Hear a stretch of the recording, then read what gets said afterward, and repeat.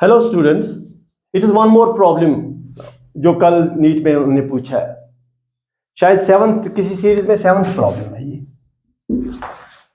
और स्टूडेंट और टीचर्स ने भी मुझे फ़ोन किया कि सर ठीक है, प्रॉब्लम इतना ज़्यादा मुश्किल तो है नहीं, लेकिन 1 मिनट में कैसे हो सकता है?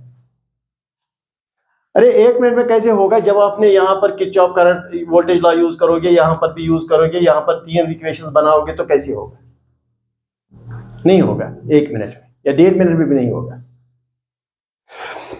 तो फिजिक्स करने के लिए आपको कम से कम टेक्निक्स तो पता होनी चाहिए कि एक सर्किट को कैसे टेक्निक्स के थ्रू हम कैसे इसको एनालाइज करेंगे। तो पहली बात यह है कि देखो, अगर ये 50 वोल्ट्स है तो यहां पर मैं 0 रखूंगा वोल्टेज। एक कोई रेफरेंस पॉइंट ले लो, कहीं पर भी ले लो, 0, कोई फर्क नहीं पड़ता है। लेकिन कन्वीनियंट यहां है क्योंकि ये नेगेटिव है तो पोटेंशियल यहां मिनिमम बनता है कि अगर यहां पर 0 करोगे तो यहां पर -50 करना पड़ेगा। इसलिए अगर यहां हमने 0 किया तो यहां हम 50 लिखेंगे, तो ये भी 50 हो गया। तो ये है सी एंड डी। तो हमें देखना है कि यहां से कितना करंट है, यहां देखना है करंट कितना। सर्किट ये है, अब ये करंट आए ये निकालना है। तो कैसे करेंगे? पहली बात तो ये कि देखने से क्या पता चलता है। ये जो दो रेजिस्टर्स है, ये प्रोडक्ट बाय सम पैरेलल्स में है, ये देखो पैरेलल्स में है। Product by sum that is 3/4। यहां भी product by sum that is 8/6, that is 4/3। 8/6 means 4/3। पहली बात तो ये। फिर एक ऐसा पॉइंट जरूर है यहाँ सी पर या डी पर जो हमें वोल्टेज पता नहीं है। हम ये वोल्टेज निकालेंगे भी कि वोल्टेज यहाँ और यहाँ सेम है, बिकॉज शॉर्ट सर्किट है। यहाँ से यहाँ ये शॉर्ट है, voltage here and here is same. फिलहाल कोई टाइम नहीं लगा, आप ये करोगे ठीक है। आप ये पहली बार जब आप क्वेश्चन देखते हो तो आप थोड़ा सा कंफ्यूज हो जाते हो और आपको सोचने का टाइम भी बहुत कम होता है। लेकिन उसके लिए पहले ही कोशिश करो, पहले ऐसी चीजें करते रहो, तो ताकि वहां आपको एफ सोचना न पड़े। If you have already practiced of doing these things. अच्छा, तो अब यहां से आगे कितना करंट जाएगा? पोटेंशियल डिफरेंस भी आपको दिया है और रेजिस्टेंस भी दिया है, दैट इज 50 माइनस V, ये वाला V, डिवाइड बाय ये वाला रेजिस्टेंस 3/4।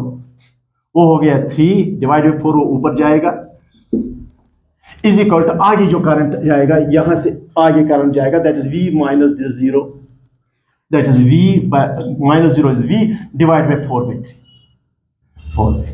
4 divided by 3। अब इसको क्रॉस मल्टीप्लाई करो। ये भी तरीका है, 16 50 को मल्टीप्लाई मत करो, 50 into 16 लिखो, -16V लिखो, it is 9V। It is 50 into 16 is equal to 16V है, 16 को इधर ले लो तो 25V। तो V is equal to 50, it is 32। तो आपको एक और चीज मिला, यहां 32 का वोल्टेज आपको मिला। इसमें भी कौन सा टाइम लगा? अब देखो, ये करंट आप निकाल सकते हो, फिर ये करंट भी निकाल सकते हो, और ये करंट भी ऑटोमेटिकली निकलेगा। बताइए यहां से यहां कितना करंट गया आगे, दैट इज 50 माइनस 32